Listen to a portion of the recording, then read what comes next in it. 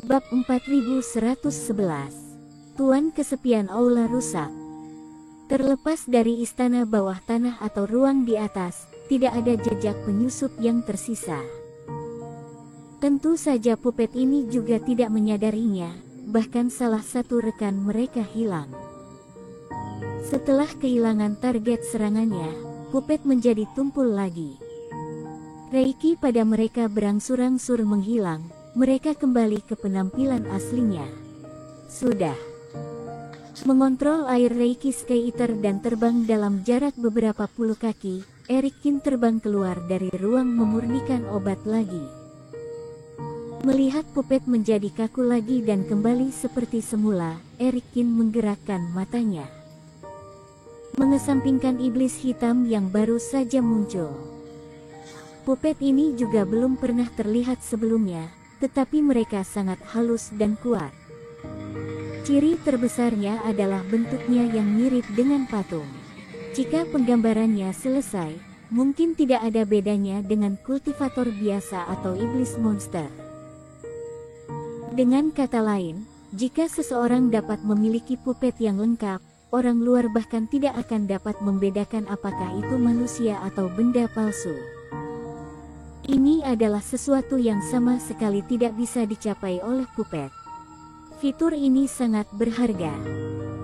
Oleh karena itu, Erikin diam-diam menghancurkan salah satu ujungnya dan memasukkannya ke dalam tas penyimpanan. Memalingkan muka, Erikin melanjutkan perjalanan, menuju lebih dalam ke istana. Adapun Ben dan Benny, dia juga ditempatkan di ruang permata seperti tetua. Meski kedua bocah kecil itu jauh lebih kuat dalam bertarung, perjalanannya melelahkan. Mereka harus berpura-pura menjadi binatang petir yang kuat di depan Norman Yang dan lainnya.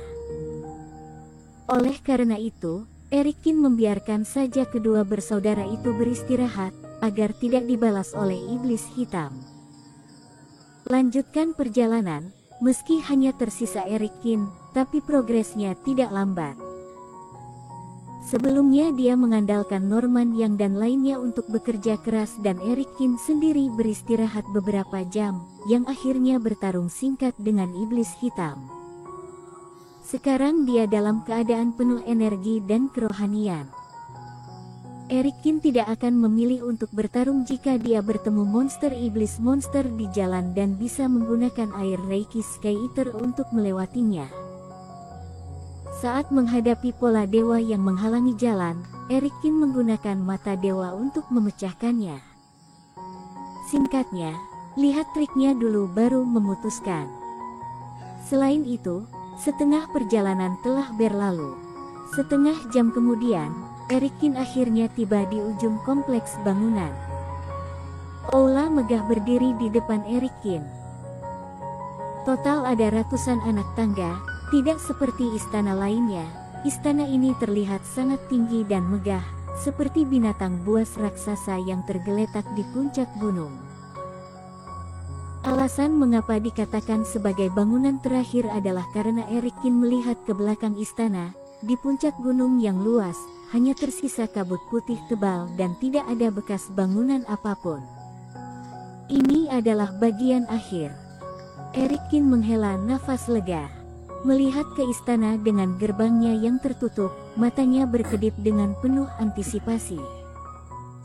Dia tidak tahu apakah ada orang yang akan datang ke sini lebih awal darinya.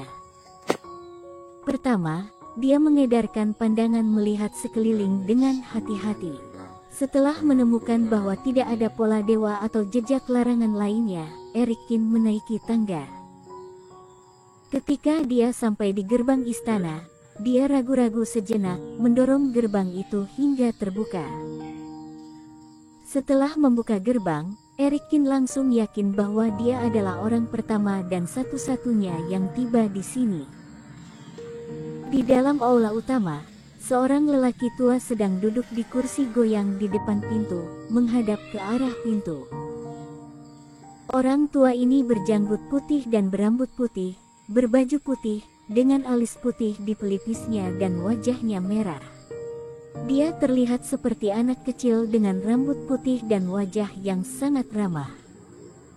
Erikin membuka pintu, mata mereka berdua saling terkait. Seseorang. Di jalan surga, seharusnya tidak ada orang yang hidup. Lalu apakah lelaki tua ini sama keberadaannya dengan Tuan Tan dan lainnya? Selamat, teman kecil, kamu yang pertama datang ke aula rusakku. Orang tua itu tersenyum dan perlahan bangkit dari kursi goyang yang dia duduki. Kemudian dia mengambil pengocok di sampingnya dan melambaikannya beberapa kali di udara. Serah, serah. Erikin hanya bisa merasakan angin bersiul melewati telinganya. Seolah-olah tindakan lelaki tua yang mengibaskan debu dengan ringan menciptakan beberapa badai yang sangat dahsyat, tetapi arahnya bukan ke arahnya, tetapi ke arah belakang. Senior, angin barusan. Erikin mau tidak mau bertanya. Oh, karena kamu ada di sini, yang lain bisa istirahat. Pria tua itu tersenyum lembut. Aku baru saja mengusir mereka. Ayolah, jangan bingung, cepat masuk, teman kecil. Mengusir mereka. Mendengar kata-kata santai lelaki tua itu, sudut mulut Erikin sedikit berkedut. Bekerja sama dengan kesempatan yang ditinggalkan Dewa Bintang, hanya satu orang yang bisa mendapatkannya. Agaknya, sekarang Thomas Lin, si tua dari keluarga Chen dan bahkan Rain semuanya berkelahi di jalan. Akibatnya, begitu datang, orang-orang ini semua diusir dengan linglung, upaya yang mereka perjuangkan sebelumnya sia-sia. Melangkah ke aula, sebuah plakat nave besar mulai terlihat. Aula rusak. Ketika Erikin melihat dua kata di plakat, dia juga ingat bahwa lelaki tua berambut putih juga mengucapkan dua kata ini tadi. Benar. Ini adalah tempat Dewa Bintang meletakkan barang-barang yang tidak lengkap. Gunung itu disebut Gunung Patah. Jadi istana ini tentu saja melambangkan bahwa aula ini aula yang tidak sempurna, kata lelaki tua itu dengan santai. Izinkan aku memperkenalkan, namaku Tuan Kesepian. Hormat kepada Tuan Kesepian, namaku Erikin. Menghadapi orang yang jelas ditinggalkan Dewa Bintang, Erikin tidak membuat nama palsu, karena tidak perlu. Akan tetapi kesepian, patah dan rusak. Nama-nama ini memiliki makna dan konsepsi artistik yang tidak sempurna dan terbilang sangat tidak baik. Nah, karena kamu di sini, kamu bisa memilih harta peninggalan Dewa Bintang. Ketika Tuan Kesepian berbalik dan mulai memperkenalkan Erikin ke aula utama, Erikin hanya memperhatikan bahwa lengan baju di lengan kiri lelaki tua itu bergoyang tertiup angin, tapi kosong. Rupanya, lelaki tua itu kehilangan satu lengan. Mengikuti Tuan Kesepian ke depan, mata juga tertuju pada rak penyimpanan yang ditempatkan di aula. Tidak perlu banyak berjuang, karena saat ini sudah bisa memilih harta secara langsung. Lihat barang-barang di rak sekitar. Ini ditinggalkan oleh Dewa Bintang. Tuan Kesepian menunjuk sambil berjalan pergi. Tentu saja, kamu harusnya sudah melihat beberapa di sepanjang jalan. Seperti tanaman spiritual dengan kemelekatan jiwa yang tidak lengkap, pupet setengah pangukir dan sebagainya. Tapi itu semua adalah produk limbah di antara produk yang rusak. Karena tidak berguna, mereka akan dibuang di luar kuil ini. Erik, ingatlah bahwa produk yang rusak tidak sama dengan produk limbah. Bahkan jika itu adalah barang yang rusak, ada perbedaan nilainya. Mengerti. Erikin terdiam sesaat. Kenapa jika Tuan Kesepian yang menyebut namanya, kesannya jadi berbeda, yang memiliki makna kurang baik. Apalagi menurut apa yang dikatakan Tuan Kesepian ini, sepertinya barang-barang di luar itu semua adalah limbah, tetapi yang di sini sangat berharga. Bukankah itu berarti hadiah yang aku dapatkan pada akhirnya juga merupakan beberapa hal yang rusak? Maka barang-barang di sini berkualitas tinggi. Lihat yang kiri, seperti sepatu ini. Tuan kesepian itu menunjuk ke beberapa barang dan memperkenalkannya.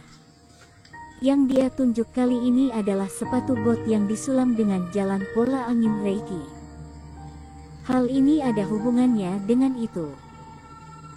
Erikin melihat ke bawah, hanya merasakan bahwa cahaya Reiki pada sepatu bot itu sangat ringan, bahkan semuanya adalah perasaan hampa yang berputar, muncul dan menghilang dari waktu ke waktu.